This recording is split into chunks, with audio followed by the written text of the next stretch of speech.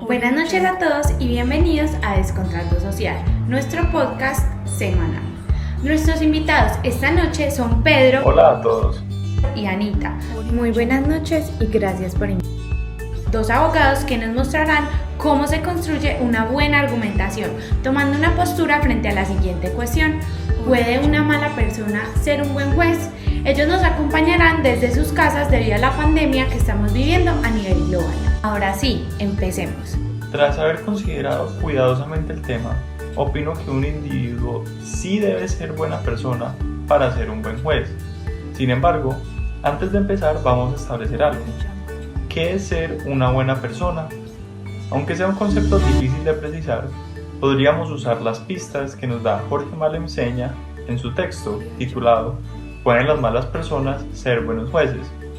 Si tomamos los elementos que nos da este autor, concluimos que una buena persona, o por lo menos en los ordenamientos constitucionalizados de Occidente, es aquella que guía sus actos con base en la dignidad humana y en los derechos fundamentales. Con esto en mente, propongo mi primer argumento.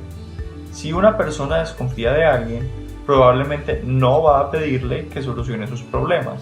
Por lo tanto, si la población civil identifica conductas no deseadas por parte de los jueces, las personas no van a recurrir al sistema de justicia a solucionar sus conflictos.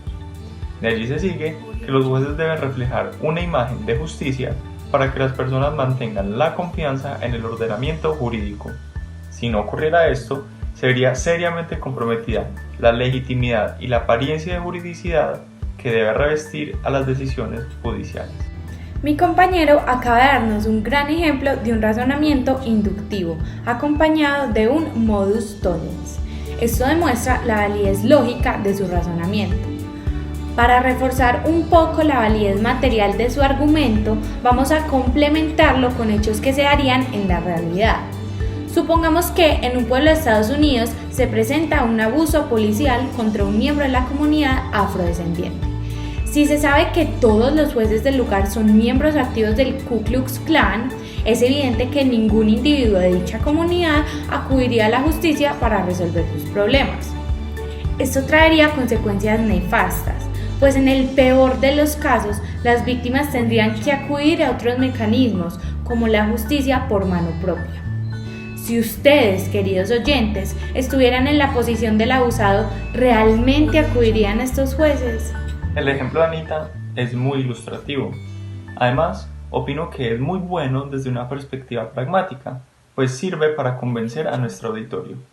Dejando esto de lado, voy a proponer otra idea muy importante para el debate, y es que la legitimidad de un reproche está muy ligada a la calidad de la persona que lo emite.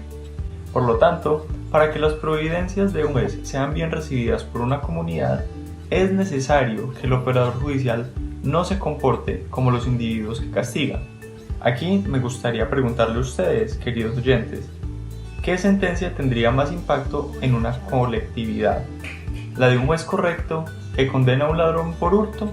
¿O la misma decisión, pero viniendo de un operador jurídico que ya ha atentado múltiples veces contra el patrimonio público? Para mí, la respuesta es clara. Tenemos una intervención del público. Recuerden que pueden hacernos preguntas a nuestro Twitter @descontratosocialpodcast. @elabogado123 nos pregunta: ¿el argumento de Pedro no es una falacia? Es decir, no es un argumento que parece ser bueno, pero en realidad no lo es. El abogado 123 nos hace una interesante pregunta. A primera vista, el argumento de mi compañero podría parecer una falacia, en particular la falacia tú quoque o tú también. Esta consiste en desacreditar el razonamiento de alguien simplemente por ser inconsistente. Sin embargo, Pedro no está diciendo que el reproche de un juez malo no es válido. Eso sí sería una verdadera falacia.